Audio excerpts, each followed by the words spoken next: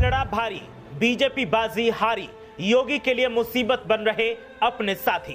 अब अखिलेश यादव के प्लान पर अनुप्रिया पटेल ने लगाई मोहर। अखिलेश के समर्थन में केंद्रीय मंत्री ने उठाया बड़ा कदम।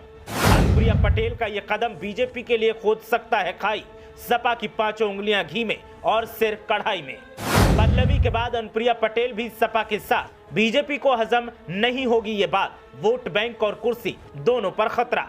इसे संयोग कहें या फिर सितारों की बदली दिशा, बीजेपी के लिए उसी के अपने साथी मुसीबत बनते जा रहे हैं।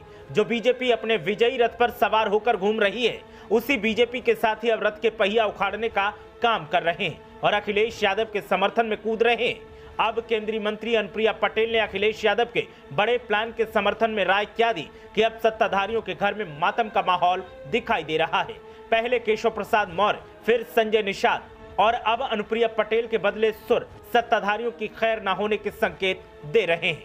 दरअसल लोकसभा चुनाव के लिहाज से उत्तर प्रदेश सभी पार्टियों के लिए बेहद अहम है। यहाँ की 80 सीटें काफी हद तक दिल्ली का रास्ता तय कर देती हैं। इसीलिए बीजेपी और विपक्षी दल माहौल तैयार करने में जुटे हैं। यूपी की मुख्य विपक्षी पार्टी सपा ने पहले रामचरितमानस का मुद्दा उठाया और अब जातीय जनगणना का शिगुफा छोड़कर सियासी बढ़त लेने की फिराक में है। बीजेपी के लिए यह मुद्दा बड़ी मुसीबत बन सकता है। दरअसल हिंदुत्व के रथ पर सवार बीजेपी को घेरने के लिए जातीय जनगणना समाजवादी पार्टी के पास सबसे बड़ा मुद्दा है। अब इस मुद्दे पर यूपी के डेप्यूटी सीएम केशव प्रसाद मौर्य और बीजेपी के सहयोगी संजय निषाद और अनुप्रिया पटेल का भी साथ अखिलेश यादव को मिल गया है। यूपी की सियासत को समझने वालों की माने तो सभी दल पिछड़े वर्ग के वोटर्स को अपने पक्ष में लाने के लिए ये प्रयास तेज कर रहे हैं। इसी को देखते हुए केशव प्रसाद मौर्य को भी जातीय जनगणना का समर्थन करना पड़ा। यही नहीं, बीजेपी के सहयोगी दल निषाद पार्टी और अनुप्रिया पटेल की पार्टी भी जातीय जनगणना के पक्ष में है। ये ऐसा मुद्दा है कि इसे हर कोई लपकने को तैयार है। केशव प्रसाद मौर्य ने कहा कि मैं इसके लिए पूरी तरह तैयार हूं। उन्होंने कहा, ना तो मैं और ना ही मेरी पार्टी इस विषय पर विपक्ष में है। हालांकि उनके पास इस बात का कोई जवाब नहीं है कि उत्तर प्रदेश ने अभी तक बिहार के उदाहरण का अनुसरण क्यों नहीं किया है, जहां जातिगत जनगणना की घोषणा कर दी गई है।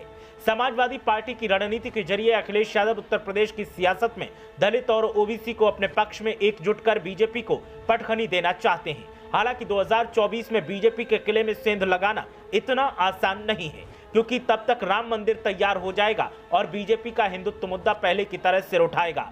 अब देखना यह है कि अनुप्रिया पटेल के अखिलेश की बहस को समर्थन देने से क्या माहौल बनेगा। सियासी जानकारों की माने तो बीजेपी जहां माहौल बनाकर तैयार कर पाती है, तो उसके किए कराए पर पानी फेरने का काम कभी केशव प्रसाद मौर्य, कभी संजय निषाद, तो कभी अनुप्रिया पटेल कर रही हैं। ऐसे में सपा खेमा खुश है कि जाने अनजाने ही सही उनकी पिच और मजबूत हो रही है और सत्ताधारियों के साथियों की बैटिंग सपा का फायदा करवा रही है। ब्यूरो रिपोर्ट, मीडिया हलचल।